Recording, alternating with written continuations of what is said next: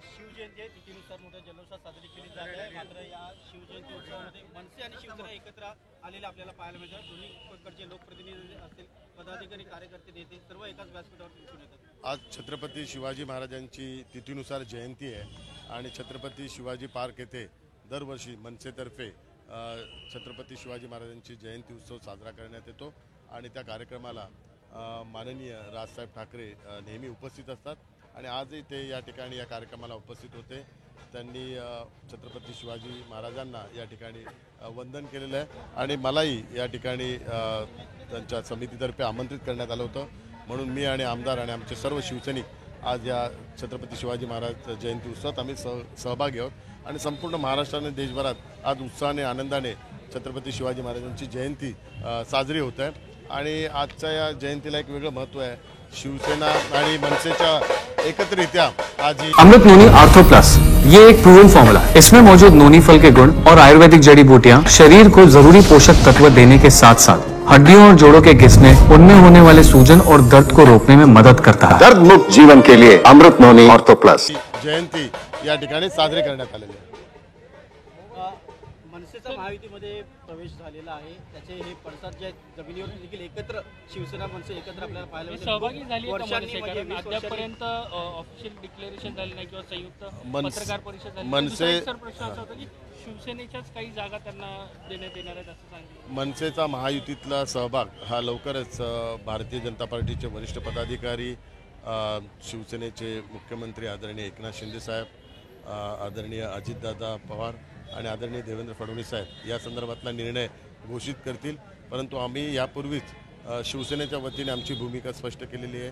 आम्ही मनसेचं स्वागत करतो कारण मनसे हा पक्ष शिवसेना पक्षाच्या विचारसरणीचाच पक्ष आहे आणि वंदनीय शिवसेना प्रमुख बाळासाहेब ठाकरे यांच्या विचारांना पुढे घेऊन जाणारा पक्ष आहे, हिंदुत्वाचे विचार पुढे घेऊन जाणारा पक्ष आहे आणि माननीय राजसाहेब ठाकरे यांच्या नेतृत्वाखाली आम्ही यापूर्वी काम केलेलं आहे। त्यामुळे मनसे महायुतीसोबत आल्यानंतर निश्चित स्वरूपात आमची शक्ती वाढेल, ताकद वाढेल आणि एक जो कॉमन प्रोग्राम आहे हिंदुत्वाच्या विचारांचा,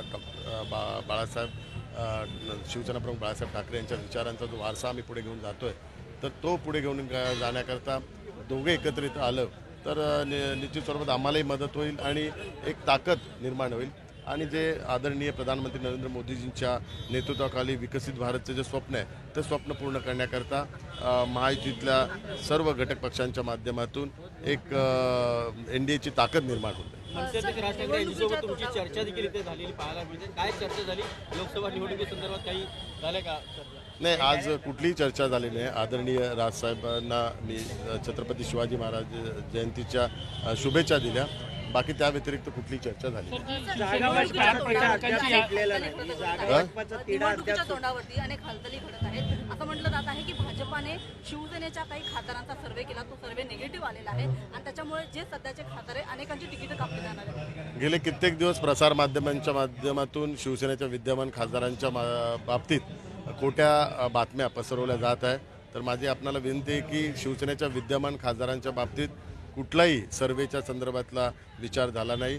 माननीय मुख्यमंत्री एकनाथ शिंदे साहेब विद्यमान खासदारांच्या बाबतीत लवकरच निर्णय घोषित करतील आणि विद्यमान खासदारांचे कुठलीही राजकीय कारकीर्द खराब होणार नाही, संपुष्टात येणार नाही याची संपूर्णतः काळजी माननीय मुख्यमंत्री एकनाथ शिंदे साहेब घेतील। 20 वर्षांनी पुन्हा एकदा शिवसेना आणि मनसेचे कार्यकर्ते एकत्र आलेले पाहायला मिळत आहेत। पुढे बंद जुळलेले आहेत, त्याचबरोबर येणाऱ्या निवडणुकीमध्ये, मतदानामध्ये देखील आणि प्रचारामध्ये देखील हे बंद जे आहे ते कायम दिसतील का? हे बंद यापूर्वी होते परंतु ते म्हणजे अदृश्य स्वरूपात होते, परंतु आता तुम्हाला आज दृश्य स्वरूपात हे बंद सर्व दिसलेलं आहे। आमचं खऱ्या अर्थाने मनसेचे पदाधिकारी असेल, आम्ही सर्वजण एकत्रित्या यापूर्वी पण काम केलेलं आहे, मधल्या काळात पण काम करत होतो, परंतु ऑफिशियली युती नसल्या कारणामुळे आम्ही ऑफिशियली पुढे येत नव्हतो। परंतु आता लवकरच महायुतीच्या माध्यमातून सगळेजण एकत्रित्या माननीय प्रधानमंत्री नरेंद्र मोदीजींच्या नेतृत्वाखाली काम करणार आहोत आणि सर्वजण हिंदुत्व आणि राष्ट्रीयत्व या एकमेव विचाराकरता एकत्र येणार आहोत। शिवसेनेची 4 प्रचारकांची यादी आहे ती जाहीर करण्यात आलेली आहे, त्याच्यामध्ये भाजपच्या पंतप्रधानापासून भाजपच्या नेत्यांची नावं पाहायला मिळतात। यावरून ठाकरे गटाने या सगळ्यावरती जोरदार टीका केली आहे। नाही, आपल्या सर्वांना सांगू इच्छितो की आता ही निवडणूक शिवसेने आणि भारतीय जनता पार्टी किंवा राष्ट्रवादी किंवा भविष्यात मनसेसोबत असल्यावर त्या पक्षाची व्यक्तिगत निवडणूक नाही आहे. ही निवडणूक आहे आता महायुतीची आणि आम्ही सर्वजण महायुतीच्या उमेदवाराच्या माध्यमातूनच लोकांसमोर सामोरं जाणार आहोत. आम्ही केवळ शिवसेनेचा उमेदवार म्हणून लोकांसमोर जाणार नाही, महायुतीच्या माध्यमातून लोकांसमोर जाणार आहोत. त्यामुळे जे काय आमचे स्टार प्रचारक आहेत ते महायुतीचे जे स्टार प्रचारक आहेत ते सगळ्यांचेच, तर त्यामुळे महायुतीचा स्टार प्रचारकची ती घोषणा झाली आहे. त्यामुळे आता व्यक्तिगत पक्षाचा स्वार्थ आता आम्ही सर्वांनी बाजू ठेवलेला आहे. 45च्या पेक्षा जर जागा जास्त जिंकायचं असेल तर प्रत्येकाने स्वतःची महत्त्वाकांक्षा, स्वतःचा पक्षाचा व्यक्तिगत स्वार्थ बाजूला ठेवून महायुतीच्या माध्यमातून निवडणूक जर लढली तर 45पेक्षा जागा जिंकू शकतं. हे आता चित्र स्पष्ट झालेलं आहे. म्हणून आता सर्वजण पक्षीय मतभेद विसरून एकमेकाचा पक्षाचा सन्मान राहून एक सूत्री कार्यक्रम आम्ही राबवतो. नवनीत राणा यांना भाजपने तिकीट दिलेलं आहे, त्याच्यामुळे अडसूळ यांनी असं म्हटलेलं आहे की मी आता अपक्ष जे आहे ते उमेदवारी करणार आहे. नाही, आदरणीय शिवसेना नेते अडसूळ साहेबांनी असं कुठलंही वक्तव्य केलेलं नाही आहे. मी वारंवार सांगतोय की शिवसेनेच्या उमेदवारांच्या बाबतीत आणि शिवसेनेच्या विद्यमान खासदारांच्या बाबत काही लोक खोट्या बातम्या पसरवत आहेत. त्यामुळे प्रसारमाध्यमांच्या माध्यमातून खोट्या बातम्या पसरवल्यामुळे त्यांच्या मतदारसंघात पण वातावरण खराब झालेलं आहे आणि एक राजकीय वातावरण पण खराब झालेलं आहे. परंतु विद्यमान खासदार असतील किंवा शिवसेना नेते असेल यांच्या कुठलंही महायुतीच्या विरोधात वक्तव्य झालं नाही आहे आणि त्यांनी केलेलं पण नाही आहे. सगळेजण आता महायुतीचं काम करणार आहे आणि सर्व विद्यमान खासदारांचा सन्मान राखला जाईल अशी ग्वाही माननीय मुख्यमंत्री एकनाथ शिंदे साहेबांनी दिलेली आहे.